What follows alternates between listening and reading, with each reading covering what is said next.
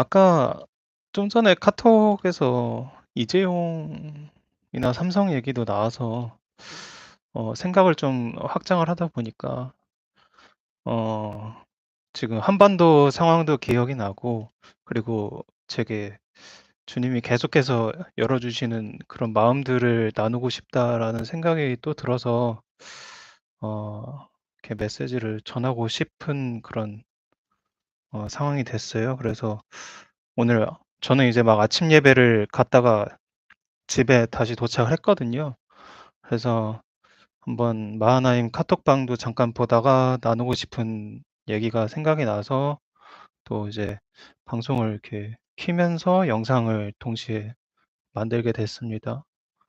어, 아까 그리고 이재용 관련해서 얘기가 좀 그렇죠? 삼성 관련해서 이제 현대자동차는 미국에 투자를 하는데 어, 삼성 같은 경우에는 완전히 반대로 가서 중국으로 가버렸죠.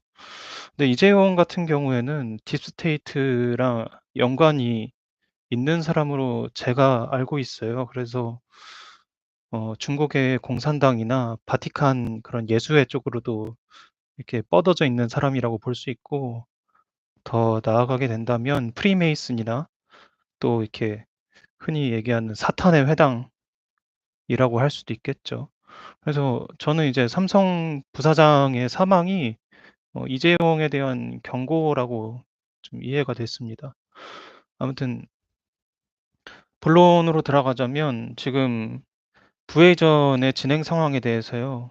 트럼프가 원래 이제 암호화폐 지급 준비금 이런 제도를 준비해서 이제 국가 돈으로 해서 크게 암호화폐를 사들여서 비트코인 가격이 오르고 우리가 준비했던 것들이 많이 상승을 할 걸로 예상을 했잖아요. 근데 그렇게 되지 않았던 큰 원인 중에 하나가 젤렌스키가 엇나가서라고 이렇게 보고 있거든요.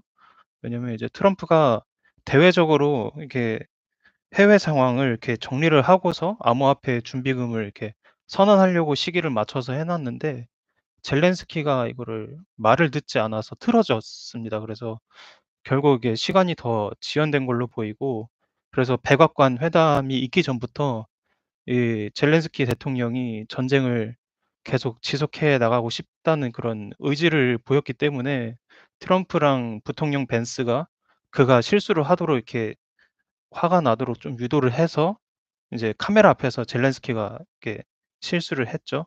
그래서 우크라이나 국민들에게 자기들 대통령이 얼마나 위험한 생각을 하고 있는지, 또 자기들을 얼마나 힘들게 할 수 있는지 알려주는 계기가 되었습니다. 아무튼 이렇게 우크라이나가 전쟁을 그만두겠다 이렇게 하면서 전쟁 리스크가 정리가 되어야지 미국 내부에서 안정적으로 이제 금융적인 변화를 이끌어낼 수 있는 것이었는데 젤렌스키도 그렇고 지금 마크롱도 지금 더 이렇게 날뛰려고 하죠. 그리고 얼마 전에 둘이서 만났고요. 그래서 평화를 이룰 만한 의지를 보여주지 않고 있습니다. 그래서 국제 정세적인 요인으로 인해서 미국이 이 암호화폐 지급 준비 그 제도를 통해서 스타트를 끊었어야 되는 부의 이전이 좀 지연된 상황에 있는 것 같습니다. 그리고 미국이 이제 그 젤렌스키가 삐뚤어지게 나가기 이전에 무엇을 이렇게 준비했는가를 한번 보자면 어, 바티칸이나 예수회 그쪽 사람들이 많이 아팠죠, 최근에. 그래서 그 사람들이 정말 뒤에서 전 세계에 손을 뻗어서 나쁜 일을 많이 하고 있는데 그쪽 세력과 함께 하고 있는 중국 공산당 세력을 이렇게 만진 것 같아요. 그래서 결과적으로 보면 지금 시진핑이 권력을 거의 다 잃어버렸죠. 그래서 시진핑이 이제 원래는 손쉽게 제압을 할 수 있는 권력자 중국 내부의 2인자, 3인자 이런 사람들을 이제는 그 사람들한테 무시를 받아도 아무것도 못합니다.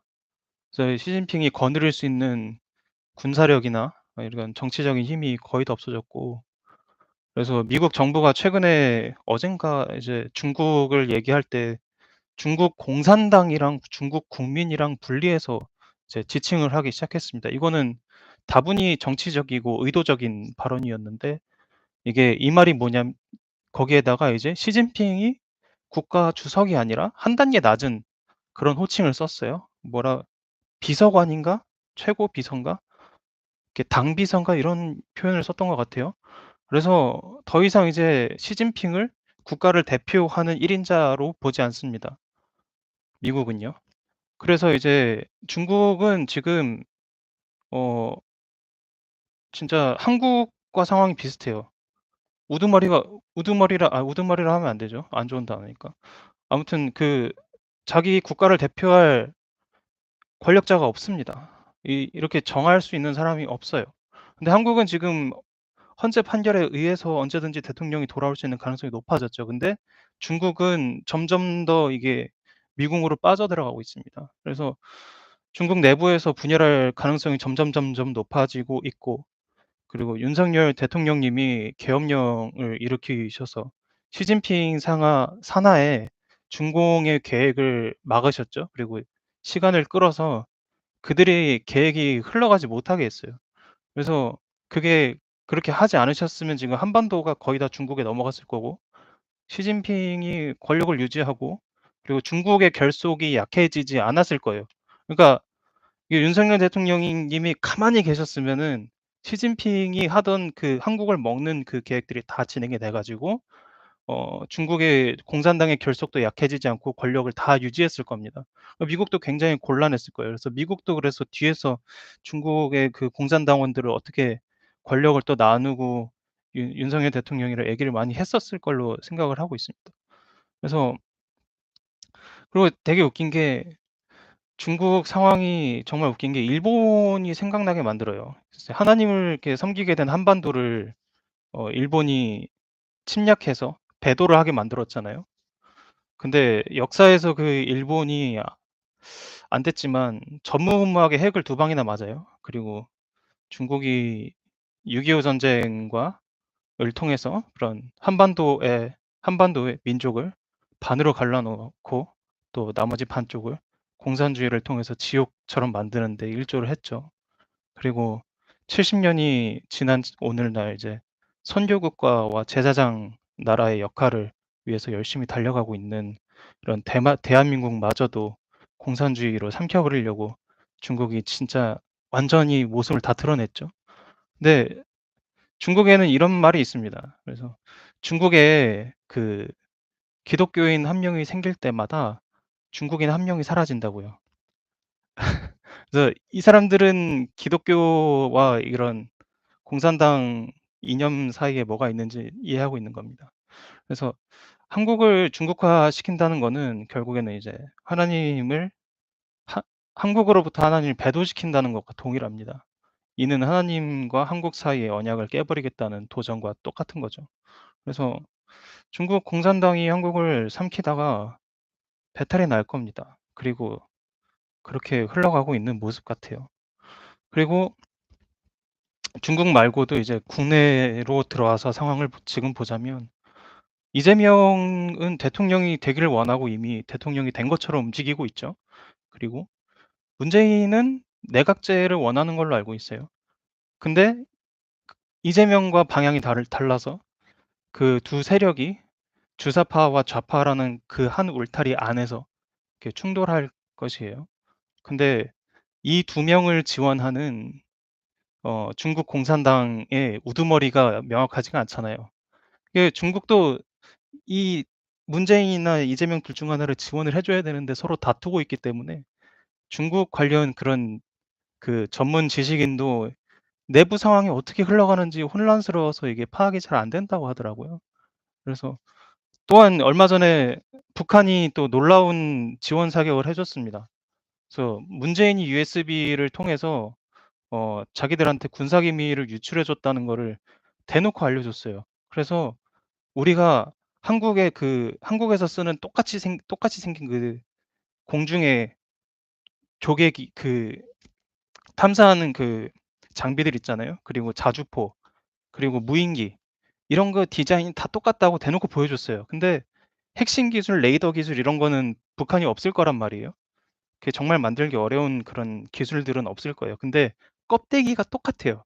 그 얘기는 그 핵심 기술은 없어도 "우리가 이거를 보여줘서 알고 있어."라고 알려준 거거든요. 그러면은 북한은 뭐 하고 있는 거냐. 지금 문재인을 공격한 거나 저는 다름없다고 봅니다.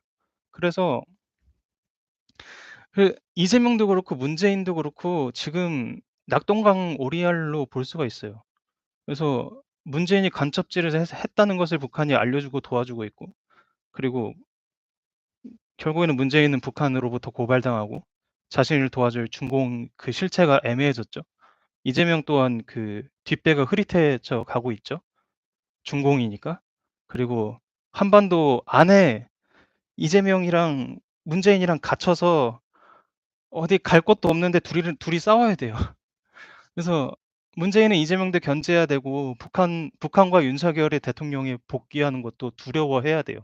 그리고 미국은 한국의 대통령이 될 문재인에 대한 그 태도, 그러니까 윤석열 대통령님이 복귀를 하신다면 문재인을 잡을 것인가 말 것인가, 이 태도를 보면서 그 동맹국으로서 같이 갈 만한 대통령의 자질을 그 판단할 수 있는 기준으로 삼을 거란 말이에요. 그래서 윤석열 대통령님이 오시면은 확실하게 잡으셔야 돼요.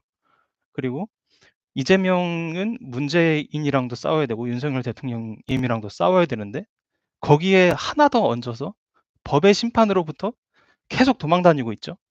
그래서 마치 이제 불못에 던져지기 싫어서 안달난 그 계시록의 마귀를 보는 것 같아요. "아 나 나 죽기 싫어, 나 죽기 싫어." 이러면서.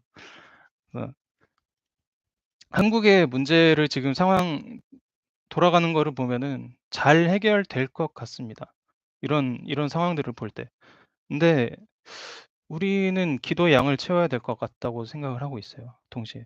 그래서 한국을 위해서 기도를 하는데 그 기도의 양을 채우라는 계속 마음을 주시고, 그 기도의 응답에 대해서 주실 것 같으면서도 안 주시고 기도의 양을 더 채우라고 하시는 것 같았어요. 그래서 얘기 기도의 양 하면은 또 예수님께서 물을 포도주로 바꾸시는 것처럼 끝까지 다 채울 때까지 포도주가 되지 않잖아요. 그래서 '기도를 열심히 해야겠다.' 진짜 기도를 더 열심히 안 했던 거에 대해서 좀 반성을 하고 있고요. 그리고 부회 이전을 우리가 준비하고 있는 그 마음가짐에 대해서 좀 나누고 마무리를 하고 싶은데요. 지금 우리는 어 '출발선 앞에 서야 된다.'고 생각을 하고 있습니다. 진짜 준비 땅 하면은 바로 뛰쳐나갈 수 있는 그런 준비가 될 수 있어야 된다고 생각을 하고 있어요. 그래서 하나님이 열어가실 그 마지막 때에 기회의 시간이 열린다라고 이제 브랜든 형제님이 말씀을 하시잖아요. 조그마한 창이 있다. 그 창이 크리스천들, 하나님의 자녀들을 준비시키고 그 사람들을 축복하시고 그 대부흥과 전도하고 그 영혼 추수를 위해서 쓰일 것이다라고 막 얘기를 하는데, 그 작은 창이 열릴 때 우리가 쓰임 받으려면 지금 출발선 앞에 다 이렇게 준비가 돼서 서 계셔야 돼요. 근데 그 출발선에 서 계신다는 게 어떤 것인가에 대해서 계속 생각을 해 보면은, 저번에 제가 두 번 나누었던 영상대로 첫사랑을 되찾는 게 정말 중요하다고 생각을 하고, 이 첫사랑을 되찾은 그 마음 바탕이 되어야지 내가 재물을 아무리 많이 가지고 있어도 그게 내 것이 아니란 말이에요. 그것이 정말 하나님의 것이고, 그리고 내가 하나님의 나라에 가는 데 있어서 걸림돌이 되지 않는단 말입니다. 그래서 그리 그리고 또한 제가 지난주에는 이제 첫사랑을 되찾고 더 계속해서 아 마음이 더 깊어지는데 더 나아가서 지난주에는 저 이런 고백도 했어요. "돈 한 푼도 못 받아도 된다." 근데 하나님의 나라를 위한 재정을 구하고 싶은 마음으로 가득해졌으니까 이런 이유로 이제 "하나님 저한테 주셨으면 좋겠다." 그래서 하나님한테 이제 제가 갖고 있는 하나님 나라에 대한 생각을 하나님께 얘기를 했어요. 근데 지 여기서 한 단계 더 나아가서 하나님의 나라를 위한 소망이 있잖아요. 그러니까 하나님의 하늘나라에서 받을 그 상급에 대한 소망이 더 자라나는 것 같습니다. 어차피 우리가 돈이나 물질은 다 하나님이 지으신 피조물이잖아요. 근데 그것들을 하나님보다 사랑할 수는 없는 거고요. 그래서 내 마음의 정렬되기에 따라서 하나님께서 그의 피조물을 내게 적절한 만큼 공급하실 것입니다. 근데 이 공급하심이 많아야지 내가 섬길 수 있고 또 쓰임 받을 수 있는 그 달란트가 많아지는 거잖아요. 그래서 이 마음을 정말 잘 관리를 하고 준비가 돼 있는 게 올바르게 출발선 선상 앞에 서 있는 모습이 될 거라고 생각하고 있습니다. 그래서 정말 내게 억만금이 와도 지금 제 생각은 이러해요. 제 마음은 진짜 조 단위를 맡겨 주셔도 저는 진짜 이거 안 써도 되거든요. 없어도 되거든요. 근데 정말 하나님의 나라가 확장되기 위해서 쓰였으면 좋겠어요. 하나님의 나라, 하나님이 정말 사랑하는 사람들이 너무나 많았을 거 아니에요? 역사 가운데. 역사 가운데 하나님이 계속 제발 음 이 사람이 장수하게 냅둬서, 악인인데 장수하게 냅둬서 나한테 제발 돌아와 달라고 그렇게 기다렸던 사람들이 있었을 텐데, 그런 하나님의 마음을 이제 알고 이제 들여다보게 될 때 정말 '한 푼도 남김없이 하나님의 나라를 위해서 잘 사용했으면 좋겠다.'라는 생각이 듭니다. 어 그래서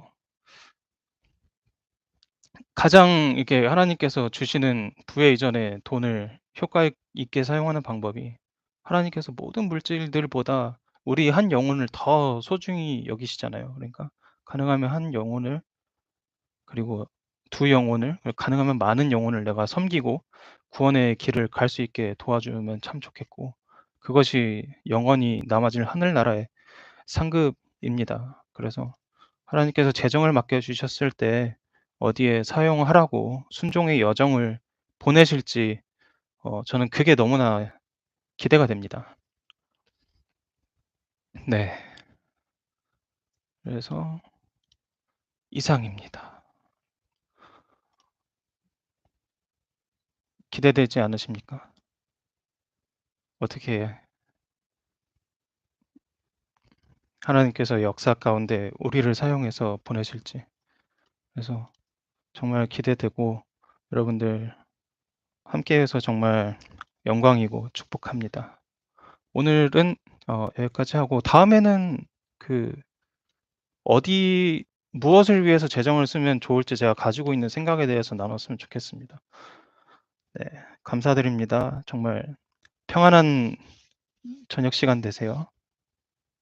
샬롬.